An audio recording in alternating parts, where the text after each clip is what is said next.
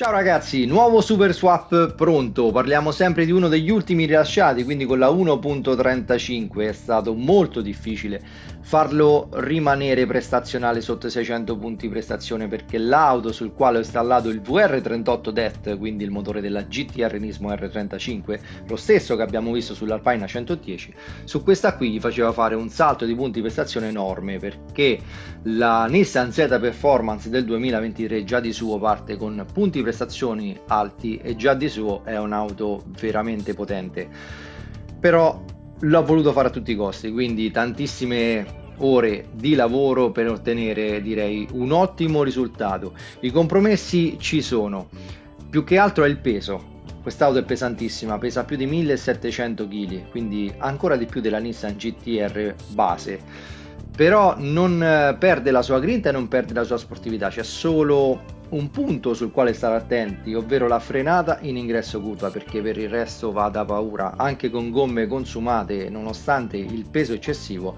e più di 720 cavalli si guida veramente benissimo. Il connubio, tanta potenza e tanto peso, che cosa comporta? Che quando arrivate in ingresso curva e fate la staccata, se entrate con angolo di sterzo e freni premuti, a causa della forza G e del peso in movimento sulla parte posteriore dell'auto, tenderà a scodare, quindi la staccata anticipatela. Quando entrate in curva, nella fase di ingresso curva, cercate di tenere sempre l'acceleratore leggermente premuto o anche senza acceleratore se proprio non riuscite. L'importante è che non avete il freno molto premuto, altrimenti avrete questa scomposizione che è molto fastidiosa e a gomme consumate potrebbe anche far partire proprio al posteriore l'auto, rendendola difficile da riprendere come sovrasterzo. Quindi attenzione solo esclusivamente a questa cosa, perché per il resto è un boom di potenza, si sente, esprime potenza da tutti i pori quest'auto, da ogni bullone, è spettacolare da guidare. Andiamo a vedere che cosa installare in GT Auto, vediamo poi il setup, vi parlo della strategia gara, fate molta attenzione perché è un altro punto chiave, e poi guardate la gara. Nella gara ho dovuto tenere il TCS attivo, vi spiego poi come utilizzarlo, perché senza TCS, sempre per via del peso e tanta potenza, è un po' rischioso effettuare la gara. Quest'auto la trovate nel concessionario del nuovo, quindi sempre disponibile sotto Giappone Nissan. Vi ricordo che se non avete il motore VR38 DET vinto con i biglietti, per acquistarlo qui in GT Auto dovete avere livello collezionista 50, altrimenti non sarà disponibile lo swap. Quindi sostituite il motore. Passiamo alla personalizzazione dell'auto, sostituite i cerchi in lega, il modello che più vi piace. Le dimensioni sono 20 pollici, larghezza del cerchione larga e centricità larga. Installate un avantreno tipo A, fianchi tipo A, retrotreno standard, alettone posteriore personalizzato basso se volete scaricare questa livrea che esprime al massimo la potenza e la cattiveria di quest'auto. Le piastre terminali sono le numero 9, è già disponibile in vetrina per il vostro download. Installate una gabbia di sicurezza tipo C. Se volete adesivi o livree personalizzate scrivetemi a questa mail, tutti i miei lavori li trovate col tag DR46. Installate gomme sport dure. La strategia gara. Difetto di quest'auto: consuma tantissimo, come era per l'Alpine. Ovviamente il motore è sempre quello e consuma tantissimo, il problema qui è il peso e anche più cavalli, quindi dobbiamo fare una gestione del carburante per effettuare un'unica sosta. Come fare? Mappa 1 sul rettilineo, curva 1 e curva 2, passate a mappa 6 per la prima parte di gara, quindi i primi 6 giri fino alla sosta, ripassate a mappa 1 in uscita dalla curva a sinistra nella discesa prima dell'ultimo tornantino a destra. quindi questo per i primi 6 giri. Quando entrate ai box, sostituite le gomme, quindi alla fine del sesto giro rifornite il carburante, ma fate il pieno, non vi limitate all'indicatore per il termine gara, perché dovrete fare ancora, altrimenti la gestione carburante è a 6. Invece fate il pieno e passate sempre nel tratto misto, quindi dall'uscita della curva 2 fino alla curva a sinistra prima della discesa all'ultimo tornantino, con la mappa carburante a 4, in modo da avere un po' più di potenza. Questo, ragazzi, se pensate al tempo totale di gara e se volete fare una sola sosta. Se volete divertirvi, sempre mappa 1 e fate 2 soste, perché si riesce a girare in 2.06 con quest'auto tenendo la mappa 1 sempre, e vi divertirete da morire. Ovviamente limitando la potenza con la mappa carburante, sul tempo di gara sarete sì più veloci, però ovviamente il divertimento è un po' meno, quindi valutate voi. Installate sospensioni personalizzabili e inserite questi valori. Installate un differenziale personalizzabile, inserite questi valori. La deportanza 62 all'anteriore, 230 al posteriore. Installate una ECU personalizzabile. Impostatela al 74% di potenza, installate una zavorra e impostatela a 200 kg, il posizionamento è -4, quindi all'anteriore, non serve limitatore di potenza. Installate un cambio personalizzabile da corsa, impostate una velocità di 200 km/h, passate alla regolazione del finale, il minimo 2.00, un cambio a ben 9 rapporti, quindi ho lavorato per renderli corti, tira in continuazione, siete sempre in tiro. Un'altra cosa importante in uscita curva: state sempre con la marcia superiore, ovvero non a alti giri, è importantissimo per guidare bene quest'auto. Installate un turbo compressore a regimi ultra elevati. Installato un intercooler da corsa, filtro dell'aria da corsa, marmitta da corsa, collettori di scarico da corsa, sistema frenante in carbonio, pastiglie dei freni da corsa. Il controller freni l'ho impostato in gara poi a -1, regolatevi voi se vi serve come metterlo. Frizione e volano rimangono normali. Per le elaborazioni motore installate un aumento dell'alesaggio, bielle e pistoni in titanio, albero a gomiti da corsa. Nessuna modifica per la carrozzeria.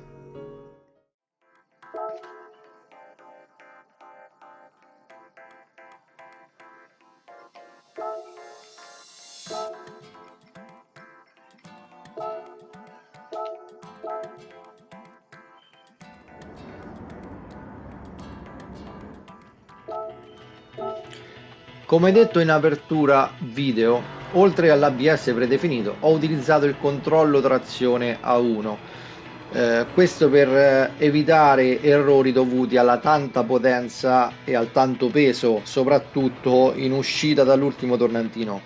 Veramente difficile riuscire ad ottenere un'uscita dal tornantino veloce senza controllo trazione, perché la potenza è tanta, le marce, i rapporti del cambio danno sempre potenza a qualsiasi regime, perché sono tanti, sono 9, quindi sono sempre in tiro. Ho preferito tenerlo attivo, però vi do questo consiglio, non so se ve l'ho mai dato. Il controllo trazione taglia potenza quando l'accelerazione è troppa e parte il pattinamento delle ruote. Voi non dovete farlo entrare, anche se l'avete inserito cercate di gestirlo l'acceleratore, perché meno entra e più siete veloci. Se voi date full gas è ovvio che lui taglierà sempre di più, quindi guardate bene soprattutto nei giri il 5, il 6, l'11 e il 12, quindi gli ultimi, quelli a gomme finite, come comunque vado a parzializzare l'acceleratore soprattutto all'uscita dell'ultimo tornantino, proprio per cercare di farlo lavorare il meno possibile ed ottenere un'uscita molto più veloce.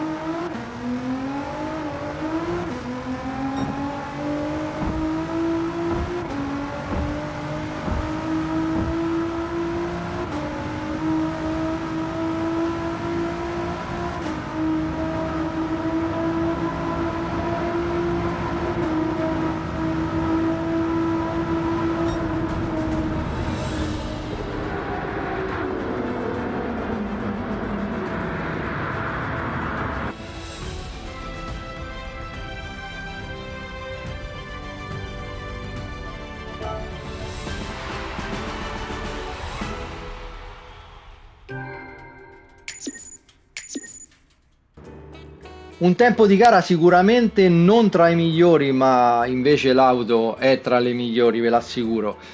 È dovuto ovviamente al discorso del taglio potenza, perché se potessimo andare con tutta la potenza di certo non sarebbe quel tempo, ma sicuramente sotto i 26 minuti e 30, senza dubbio.